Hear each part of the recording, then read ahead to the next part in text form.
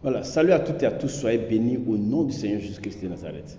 Vous voyez dans le livre de Marc, chapitre 8, du verset 13 au 21, il y a quelque chose de très impressionnant, surtout pour ce début de semaine, vous qui êtes dans une situation économique un peu vraiment compliquée en cet instant, et que particulièrement vous vous confiez en l'Éternel, vous êtes fidèle à Dieu.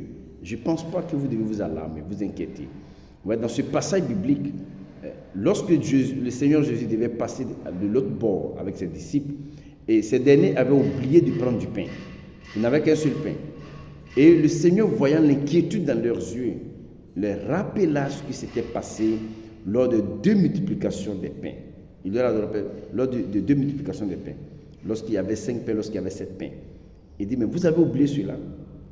Ce qui signifie que les miracles de Dieu n'ont pas de fin. Les miracles de Dieu n'ont pas de limite. Et c'est dans les moments les plus compliqués de notre vie qu'il agit. À quoi bon s'inquiéter? À quoi bon se préoccuper? À quoi bon être cette personne-là qui reste pensif? Ça ne sert à rien. Ainsi comme il a fait, ainsi comme il a rappelé aux disciples ce jour-là dans la barque, que mais vous avez oublié ce qui s'était passé ces jours-là. Marc chapitre 8 à partir du verset 13 au 21. Donc ça veut dire que je suis le même Jésus qui est avec vous. Ce que j'ai fait ce jour-là, je peux le faire encore aujourd'hui. Et je m'adresse à toi qui, peut-être tu as tellement de dettes, tu es tellement endetté, tu as tellement de situations, et le peu que tu as ne suffit même pas. Ne suffit même pas pour faire face à ta situation. Je voudrais te dire ce matin, ne crains rien.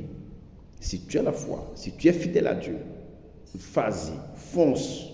Tu verras la puissance de Dieu dans ta vie. Ainsi comme il a opéré ces miracles, à l'époque, il est le même, il n'a pas changé. Il est le même, il n'a pas changé. Cela est mon message pour vous ce matin. Soyez fermes.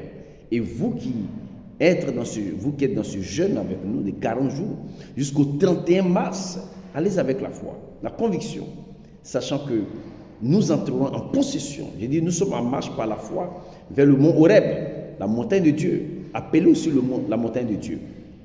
Et il y a plusieurs facteurs, des choses qui se sont passées dans ce lieu-là, qui fait qu'on appelle cette montagne la montagne de Dieu. Et par la foi, nous sommes en marche vers le mont Horeb, où l'une des choses qui a été faite, qui est marquante, Dieu leur dit, vous sortez d'ici, allez-y, pour entrer en possession de ce que j'ai promis à vos pères, Abraham, Isaac et Jacob, de vous donner.